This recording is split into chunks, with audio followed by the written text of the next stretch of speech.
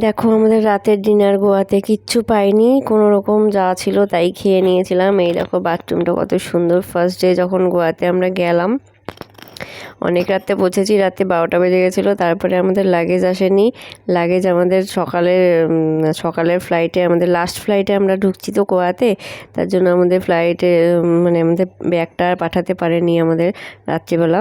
তো যার জন্য আমাদের ব্যাগটা সকালের ফ্লাইটে পাঠিয়েছিল, সকালে অনেক দেরিতেই ফ্লাইটে পাঠিয়েছিল মনে হয়, কারণ আমাদের ব্যাগ আস্তে আস্তে 1:30টা বেজে গেছিলো।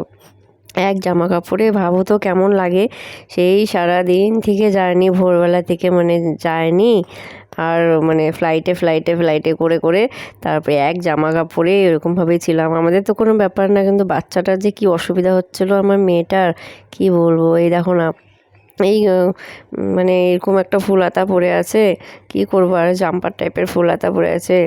তো যাই হোক, এই যে ব্রেকফাস্ট করে নিয়েছিলাম আমরা। এই হুডি পরেছিল আমার মেয়ে, হুডি গরমের মধ্যে হুডি পরেছিল, কি করব, জামা কাপড় ছিল না। পরে ব্রেকফাস্ট করে কোনো রকমে তারপরে আমরা পাশের দোকান থেকে গিয়ে, শপ থেকে গিয়ে আমরা ড্রেস কিনে নিয়েছিলাম 3 জনের জন্য।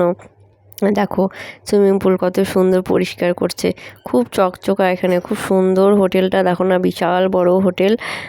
লোকজন তো অত ছিল না, আমরা ফাঁকা ফাঁকাই ছিলাম। এত বড় হোটেল, দেখো তো চারিদিকে কত রুম, এত বড় সুইমিং পুল, খুব সুন্দর জায়গাটা, এত ভালো লাগছে। তো আমার মেয়ে তো সেই খুশি, প্রথমবার গেছে মানে সুইমিং পুল দেখছে, সমুদ্র দেখছে, সব কিছু দেখে ও সেই খুশি, এক্সাইটেড পুরো। দেখো কি খুশি। তো যাই হোক, তারপরে তো আর কি করব, আমাদের ড্রেস ট্রেস কিনে, ওর বাবার ড্রেস, আমার ড্রেস, মেয়ের ড্রেস কিনে, এই যে দেখো পরে আমাদের কাছে ব্যাগ আসছে। তারপরে আমরা ঘুরতে বেরিয়েছিলাম। ব্যাগ আসার পরে এখানে একটু ঘোরাঘুরি করতে করতে 1:30টার দিকে ব্যাগ চলে আসছে। বাবা যে হ্যারাসমেন্ট, পরের ভিডিওগুলো দিব, দেখতে থাকো প্লিজ।